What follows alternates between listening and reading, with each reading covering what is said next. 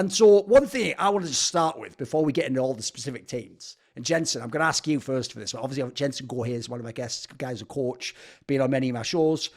And Rich here obviously works with an agency and does the show Side Select, and used to a long time ago be involved with H2K. One of the areas I want to start with, Jensen, is I genuinely found it so insane the way that it wasn't even just plebs. It wasn't just fans. It wasn't even just the casters, by the way. The casters can do their own problems. You can get caught you can be what you call a prisoner of the moment, and you get caught up in the recency of the last game. It wasn't even that. Dude, even analysts I really respect, the way they described all these Western games was like, we're all just throwing every game. And it's like, that's... Like, I don't consider myself a macro genius. I don't consider myself a draft specialist, but this seemed so telegraphed to me. Like, yeah, listen, you certainly got some early kills in some games. Sometimes you may be like in a 2v2 bot lane, like got the better of it, suddenly out of nowhere. But the amount of these games where it was like, I was just waiting for the Asian team to come back. I could have set my watch by it. And then I would see them. This is the craziest thing in terms of the broadcast people. I actually think the broadcast fucked up the meta and the way of telling the story worse than any international tournament I've ever seen. And here's why.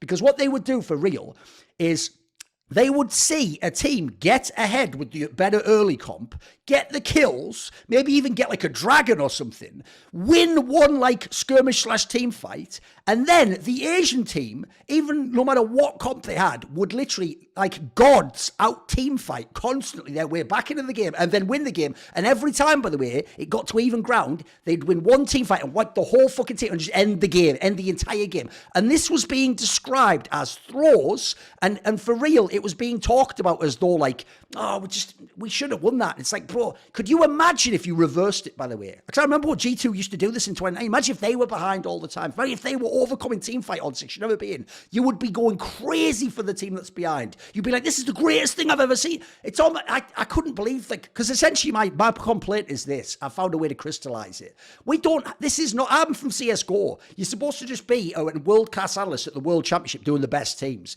That's not what I'm watching. I'm watching an LCS, LEC fan-catered broadcast, which is there to pump you up on any angle that the LEC or LCS team has. And in fact, not downplay the Asian team, but they will never get the same hype to the same degree. And the broadcast is skewed to, if it's possible that your team's winning, that's who they go with. So, Jensen, what have you thought of like the way the meta's unfolded? And because this dynamic, the joke is it's almost the same for every series. It's like Western team maybe gets some early kills and do something weird in draft. The Asian team just sort of, if there was a throw, they certainly catch the motherfucker every time. They're the greatest like pit stop of all time in baseball. What has your thought been of this tournament? It seems like one of the most like meta-defined tournaments I've ever seen, mate. I think there's a few factors towards this. We'll talk a little bit about how well defined the meta is at the moment, because I think that there's one team in the tournament that's playing at a level above everybody else at this point. Okay. But in terms of how much of this is an element of throwing, there is definitely that element, right? Some of these things are these teams, they're just maybe they feel pressured because scrims are just going terribly against at MSI. You can't really tell what's happening, but they feel pressured to. We've got to start the Nash. We've got to make some of these plays, and it feels really forced from that side. So it is definitely the nature of the teams that would draft towards having agency, right? And it's not technically untrue to say that it's a troll. But it is also on the other side to really identify that, okay, this is where, say, for JDG, the ruler is really doing and punching way above his weight class, that this is what the small things that Knight is doing that's getting them into these places that they're not necessarily doing it. Or Monty's favorite example of how Chovy is very actively always pushing the wave in the neutral state that is forcing these Western teams to feel so pressured. I think right now, there's this idea that all these Asian teams, or rather, especially the Korean teams, there's this mentality that they're just like playing to farm and they're playing to skill, which, once again, there's always these elements of truth to it, but the way that they're pressuring the map has really evolved, and it's putting a lot of these Asian teams on the ropes as well. And I think it's also kind of interesting that all 4 Western teams that went to MSI this year actually went, it is the first time, right, that the Western teams going to MSI didn't get there by just sitting back and skilling.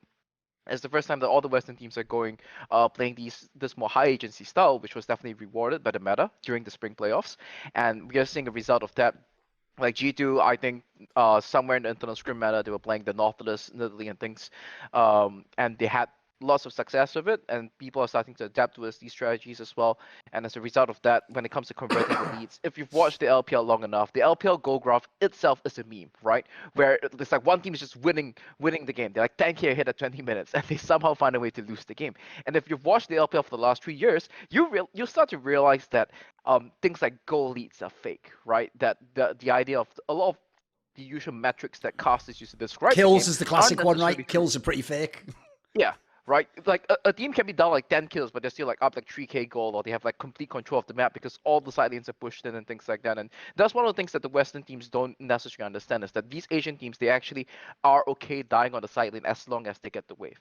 And I think that this is one of the things that, I mean, the joke here is that if LEC team actually put the Baus in and had him play top lane for them for like 2 weeks and just have Okay. him play on stage, they would just unlock this part of like, oh wow, the game can actually be played in this way and not just as a meme way of Baus like farming content on the ladder and stuff.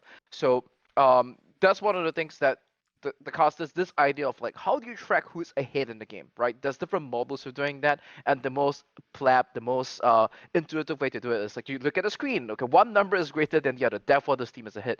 But like going back to the LPL goal graph, it's fake news, you know? It's not actually what the takes was a hit, and especially in my mobile of the game, you can be down 10k, and if you watch the LPL, as long as you're first on the setup for the Baron, you're first on the setup for the objectives, or there's like certain key things like you have your ultimates and flashes up and the opponents don't have it, and you're able to force a Nash fight, then this is what actually puts you in a favorable situation, regardless of the goal lead. Okay. Right, where do you want to jump in, Rich? Yeah, I mean, I slightly disagree. I mean, inherently, I have to agree, because when you obviously like use phrases like elements of truth or whatever, of course, like there is elements of throws and what have you and everything. But I do side more with the sort of contention that the games are just going how they're meant to go. And I really don't understand why, if a team picks for early game and another team picks for late game, why there's any element of surprise at the certain point in time when the game flicks from early game to late game or mid game into late game, that things start to look different. I find that really weird. I mean, if you take Mad Lions, for example, when they played T1, I mean, they picked Lee Sin twice. They did I believe in game 2, they did a cheese at the Scuttle Bush and got like a 1 kill lead for Xayah. So Xayah goes into the bot lane with. So yeah, they win the early game. Like they're playing hyper early game comps. They're doing things which are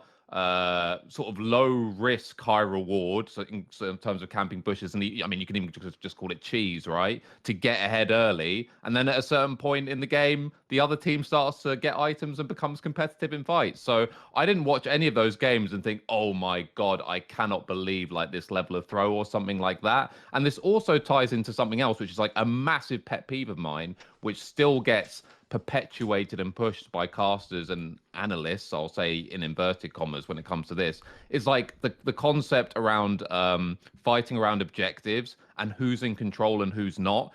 And to my mind, there are very few, or I wouldn't say very few, but there are only certain situations where something can constitute being a dragon steal or a baron steal, and that's when the team hasn't gone in, taken up all the required space, placed all the vision, cleared out all enemy vision, and has complete control of the pit. Maybe they've got someone on the enemy team who can jump into the pit, so you've got to counter that or whatever, get rid of the blast cone and have someone who can CC them when it's smite time or whatever. Unless you have like a full setup, in my opinion, a Baron steal is not a steal. It's a fucking 50-50 half the time, right? And this idea that like a team throws at Baron because he loses the smite war, it's like, yeah, maybe he did legitimately screw up his smite, or maybe the other guy, more often than not, you would presume luck, just pressed his smite at the right time. That's another thing, right? It's like, how does he do it? He's done it again. Probably got lucky most of the time, right? These people are not missing their smite by like a second or something. They're misjudging the health bar by a tiny element, or just, you know, a fucking pinky slip could lose you a Baron steal, right? So I hate the use of this term. I think it, as I said, perpetuates a false narrative that teams throw games at these big objectives. And I also hate the idea that when an early game team gets outscaled, that they've thrown the game. It's like, no, how you should actually look at it. And by the way, people did used to talk about it, and they just seem to have stopped talking about it. You say, oh, look at the comp they picked towards. Well, really, you want to be about 4k gold ahead here, not just ahead, 4k gold ahead. because otherwise it's not a significant enough lead to be able to reliably close out a game within the required time before the enemy comp comes online. So yeah, I hate this narrative that builds up. Obviously, Jensen is right by definition that there have been games where they're in a quote unquote winning position and then the Western team will throw, so to speak. But I do think that the line is usually much finer than it's made out to be by the cast, and that is definitely a pet peeve of mine. See more cool, funny, interesting clips based on topics from my content? Well, subscribe to this channel then, or, be a pleb and don't.